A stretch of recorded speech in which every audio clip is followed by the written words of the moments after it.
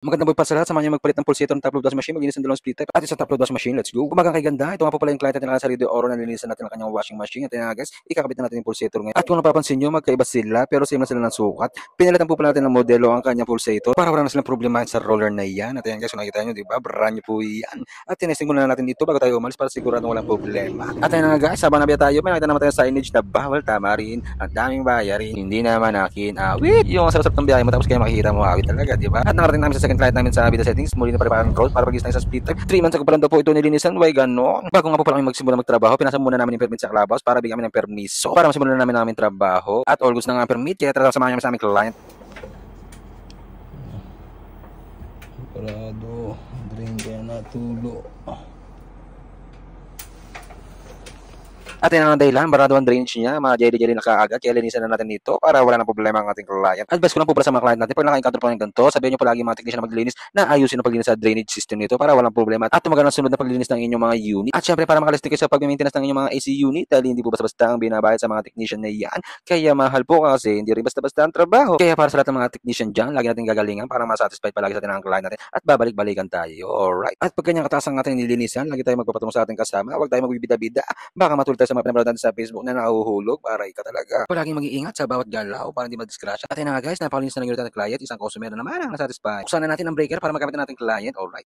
Breaker on. Almost na, unit natin client. Sunod po pala natin sa Rio de Oro. General Trias again. Yung anak naman po pala ng client natin yung nagpalinis ngayon ng isang split type at isang top load washing machine. At ayun na guys, kung mapapansin nyo, yung wash bag na ginagamit namin yan is yung plastic na para hindi na tayo nagpapatuyo. At easy to use na. At kaya kung naghahanap kayo ng ganyan, makikita nyo yan sa Shopee. Murang-mura na yan, pang matagalan at quality. At kung napapansin nyo rin, may suot din akong headlights. Sa Shopee nyo lang din makikita yan. Murang-mura lang din yan. Sigurado magagamit sa paglilinis, lalo na pag mga madilim. Kitang-kita ang mga dumi at malilinis nyo na maayos ang mga unit ng ating client. Sigurado masasatisfied sa inyo pag nakita kayong may ganyang ilaw sa ulo, di ba? Parang nagmimina ng mga dumi ng mga AC unit nyo. Kaya kung gusto nyo masatisfied sa trabaho, alam nyo nang dapat nyo gawin, mag-visit kayo sa page namin para may schedule natin ang mga unit nyo. At yan na nga guys, August na sa indoor yan, binabalik na lang ka. At konting-konting punas lang para siguradong brand new na naman ang unit ng ating client. Kaya kung gusto nyo ng quality trabaho at katiwa-tiwala, MXP yan na, bahala sa inyo. At yan na nga guys, sa outdoor unit naman tayo, baklasin na natin yan para malinisan din natin ng ayos. At kung naghanap kayo ng mga brand new units, we are selling a brand new units with warranty. Ang aming shop ay matatagpan nyo sa Congressional Road, Dasmariñas, Cavite, tapat po ng elementary school. At kung mapapansin nyo po, may nakalagay na basahan doon sa likod ng outdoor unit dahil doon po wala nila nilagay yung breaker.